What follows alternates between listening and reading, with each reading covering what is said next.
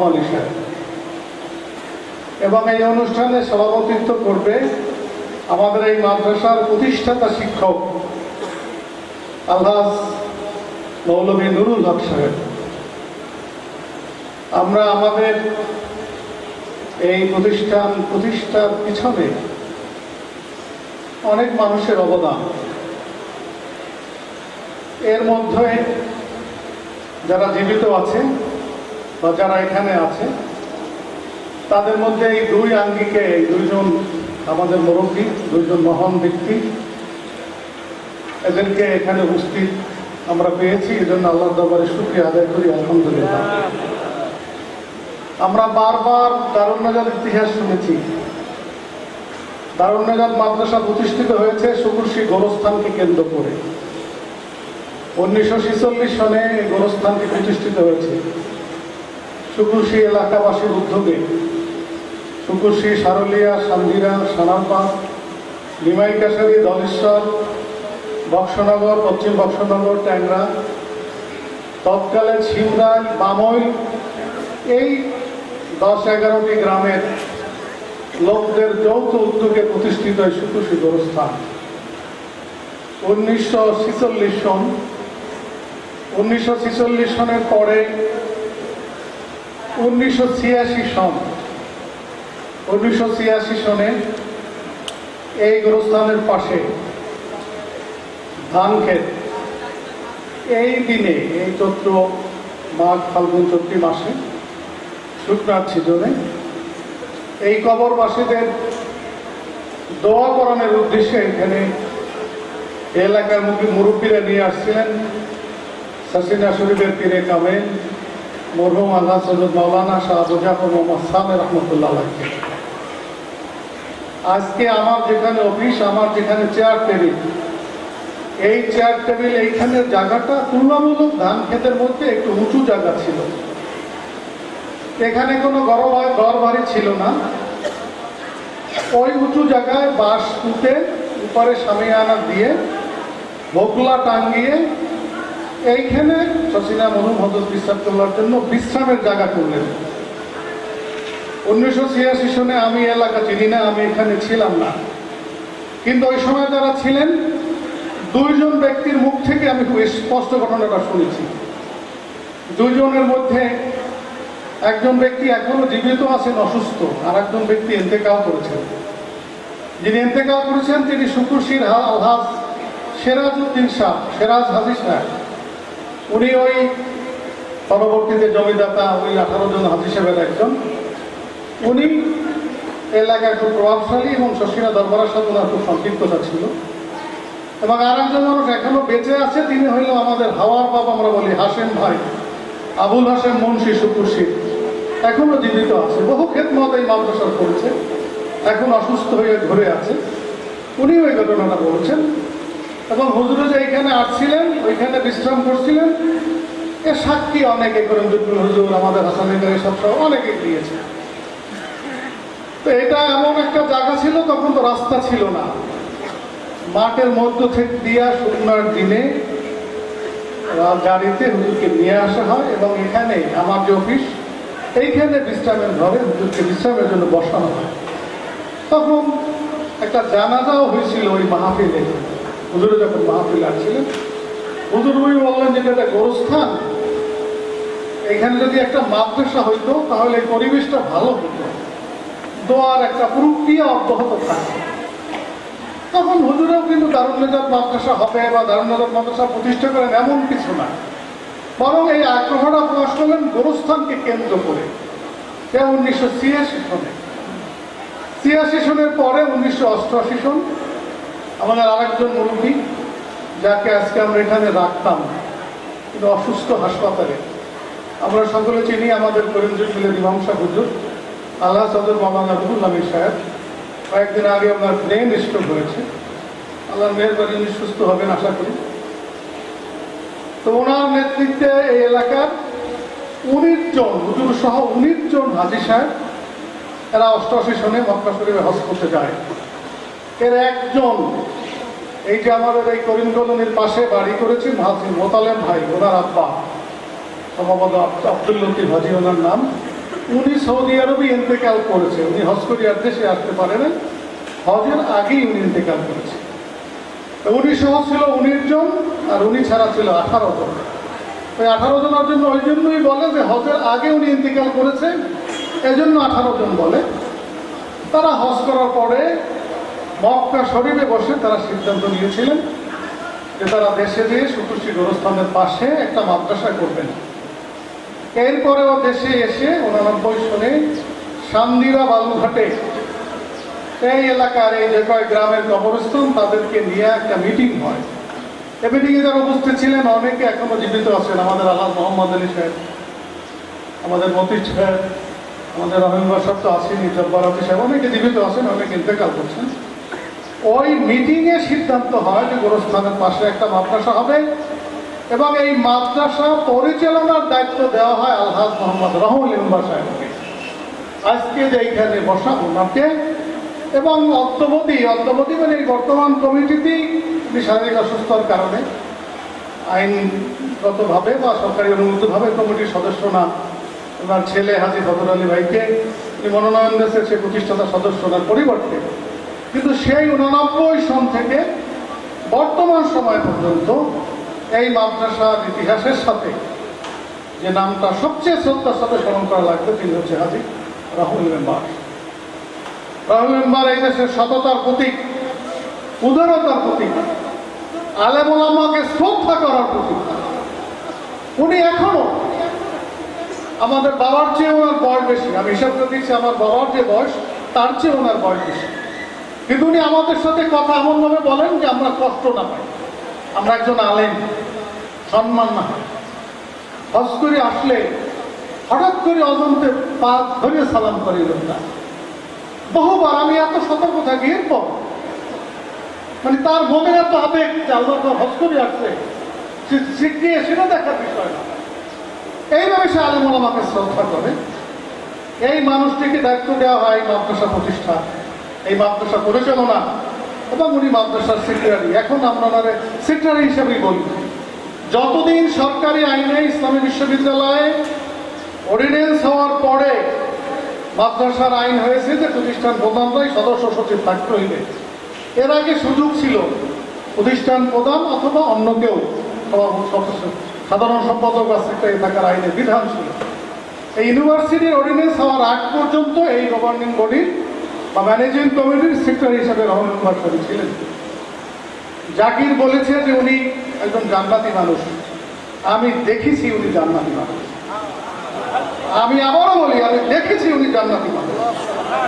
বলি, আপনারা সাক্ষী থাকবেন আমার এই কথা। আমি এখানে আসছি 400 টাকা বেতনে, এর কিছুদিন পরে 1000 টাকা আমার যখন বেতন হয়, তখন খিলগাঁও ঈদগাহ মসজিদ, এখন বিশাল মসজিদ, ওই মসজিদে আমার ইমামতি হয়েছিল। তখন 3000 টাকা বেতন ছিল এবং বাসার কোয়ার্টার ছিল। আমার ভগ্নিপতি আলহাজ মাওলানা ফজলুর রহমান সাহেব, বাংলাদেশ কেন্দ্রীয় ব্যাংকের ইমাম, উনি ওইখানের ইমাম ছিল। ওনার যখন বাংলাদেশ ব্যাংকে ইমাম হওয়ার চাকরি হইল, তখন উনি ওইখানে আমাকে ইমাম হিসেবে দেওয়ার প্রস্তাব করলেন এবং আমি ওখানে জুমা পড়াইতে রইলাম। আমি যাওয়ার সিদ্ধান্ত নিলাম। সে অনেক আগের কথা, এই 92 শেষ দিকে বা 93 শুরুতে, এই সময় কেবল আমি এখানে আসছি, 1 বছর হয় না। এইটাই আমার জন্য তখন তো বিরাট অফার, 3000 টাকা বেতন, মূল শহরের একটা মসজিদ। আমার মনে আছে রমজানের ঈদ থেকে কোরবানের ঈদ, 2-2.5 মাস আমি ওইখানে জুমা পড়াইছি, রমজানের ঈদের নামাজ পড়াইছি, কোরবানের ঈদের নামাজ পড়াইছি। কথা ছিল যে কোরবানির পরে আমি ওইখানে যাব। এরা তো আমি গেলে তো আমাকে রাখার মতো তখন এইখানে কিছু ছিল না। আমি যখন বললাম যে আমি এই সুবিধায় যাব, এরা বাধ্য হইয়া রাজি হইল যে ঠিক আছে, তাহলে আপনি ওখান থেকে আসছে মাদ্রাসা চালা। এইটা আমরা সিদ্ধান্ত হইল। সম্ভবত নভেম্বর কি ডিসেম্বর মাস কথা ছিল যে 1 তারিখ থেকে আমি খিলগাঁও ইমামতি করবো, ওখান থেকে আসছে এখানে মাদ্রাসা চালা। এই যাবো, এই সিদ্ধান্ত হইলে হয়তো মাসের 2-1 দিন বাকি, 2-1 দিন পরে যাব। আমি একদিন স্বপ্ন দেখতেছি যে আমি এখান থেকে রওনা করছি। এই রাস্তা করিম কলোনি পর্যন্ত ক্যানেল, পাশে ছোট্ট রাস্তা হাঁটতে যাওয়া লাগে। করিম কলোনির থেকে বড় রাস্তা। আমি যাইতেছি করিম কলোনির ওখানে যখন গেছি, বড় রাস্তায় যখন উঠছি, তখন দেখি যে রাহুল মেম্বার সাহেব সবুজ পাগড়ি পরা, সবুজ একটা লম্বা জামা গায়ে, সবুজ একটা সালোয়ার পরা।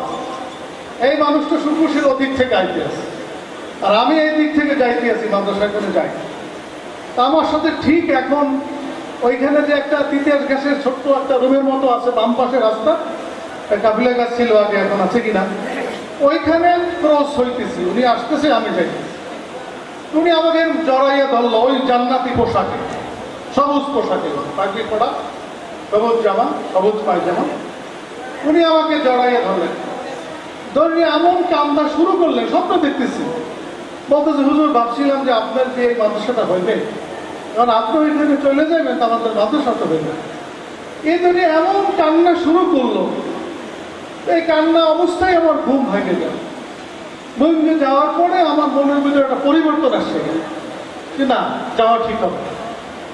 এই জন্য আমি বলছি যে উনি জান্নাতি মানুষ, আমি দেখেছি উনি জান্নাতি মানুষ, এবং এই দীর্ঘদিন আমি ওনার সাথে চলেছি। ওনার সততা, উনি শুধু মাদ্রাসা সেক্টরই না, আজকে তো বহু মানুষ দেখি বড় বড় কথা বলে, বড় বড় দাবি করে। উনি কখনো কোথাও রওনা করলে মাদ্রাসার 2 টাকা গাড়ি ভাড়া, রিস্কে ভাড়া কখনো মাদ্রাসা থেকে দিতেন না, উনি নিজে দিতেন।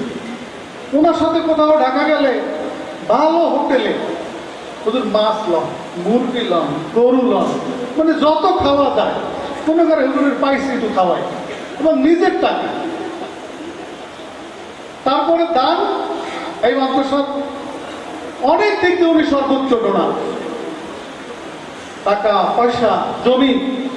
এই মসজিদ আমরা যখন শুরু করছি, কম পর্যন্ত দেখি যে 15 ফিট জায়গা পশ্চিম দিকে থেকে যায়, জায়গার অ্যাঙ্গেল। ওই পাশে জয়নালের বাইরের জায়গা ছিল বাড়ি, ওই যে বামনের বাপ আমাদের ছাত্র গার্জিয়ান, তখন ওই বাড়িটা নিতে পারলে 15 ফিট জায়গা, যদি 75 ফিট 15 ফিট জায়গা সারা লাগে, তা শহরে কত টাকা যায়।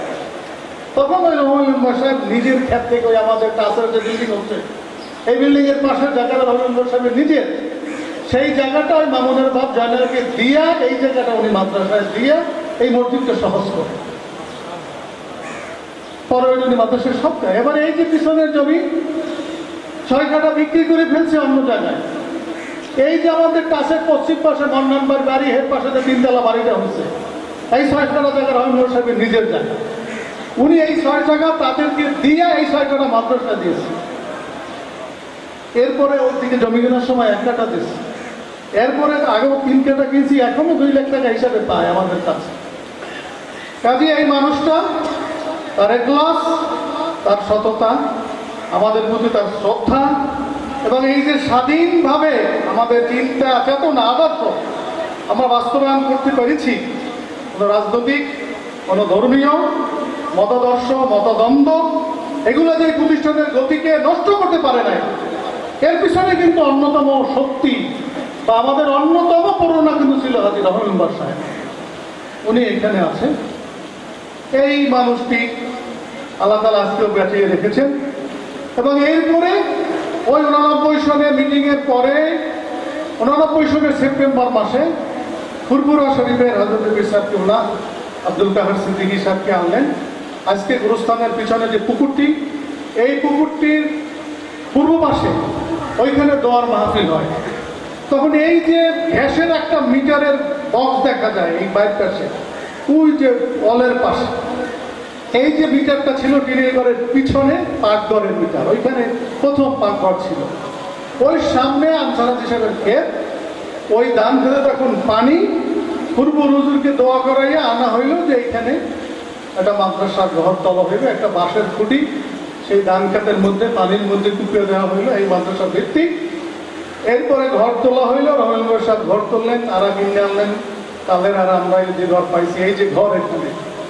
এবার পরে 90 সনের জানুয়ারি মাসে এই জীবন সাহেব হুজুর আলহামদুলিল্লাহ সাহেব, উনি আমাদের বড় ভাই, উনি এই মসজিদের ইমাম ছিলেন দীর্ঘ 4 দিন যাবত।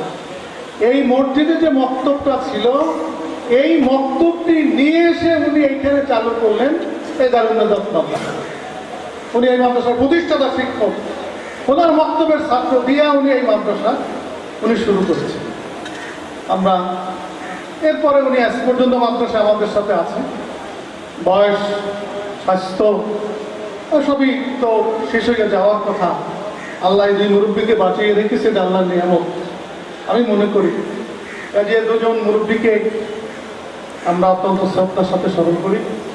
আজকে আমাদের এই গড়া মজলিসে, আমাদের এই যোগ্য ছাত্রদের মাঝে এই মানুষ জানে না এই বিল্ডিং এর নিচে ঈদগুলোর কথা, মানুষ ইতিহাস হয়তো জানবে না এই রহমতের কথা, মানুষ স্মরণ করবে না একজন হয়তো ইমাম সাহেব হুজুরের কথা, কিন্তু এদের অবদান, এদের সততা, এদের ত্যাগ, এদের দান যা আল্লাহর কাছে কবুল হয়েছে, এজন্য প্রতিষ্ঠান এই হিসেবে গড়ে উঠছে।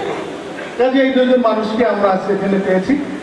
এই জন্য এই অনুষ্ঠানের প্রধান অতিথ্য আসন অলঙ্কৃত করবেন আমাদের আলহাজ রহমান মেম্বার সাহেব, আর আমাদের এই অনুষ্ঠানে সভাপতিত্ব করবেন আমাদের ইমাম সাহেব হুজুর আলহাজ মৌলভীর হক সাহেব।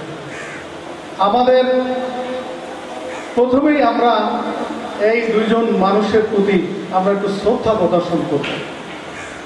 আমি ইমাম সাহেব হুজুরকে অনুরোধ করব, ইমাম সাহেব হুজুরের এই একটু প্লেসটা ঠিক করে দেওয়ার জন্য মহিউদ্দিন কোথায়, আমাদের আল্লাহ রহমান মেম্বার সাহেবকে আমরা আমাদের সবার পক্ষ থেকে, বর্তমান, প্রাক্তন, ছাত্র, শিক্ষক সবাই পক্ষ থেকে শ্রদ্ধা, কৃতজ্ঞতা, আমাদের ভালোবাসার নিদর্শন এই কেসটা আমরা প্রদান করতেছি। আমি অনুরোধ করব যে আমাদের ইমাম সাহেব হুজুর বা আমাদের আমল ইরশাদ সাহেব, ব্যারিস্টার সাহেবের সাথে দাঁড়াইয়া এই মানুষটাকে শ্রদ্ধা করবে। আমরা সকলে একটু দাঁড়াই ওনাকে শ্রদ্ধা করি। হ্যাঁ, নারায়ে তাকবীর।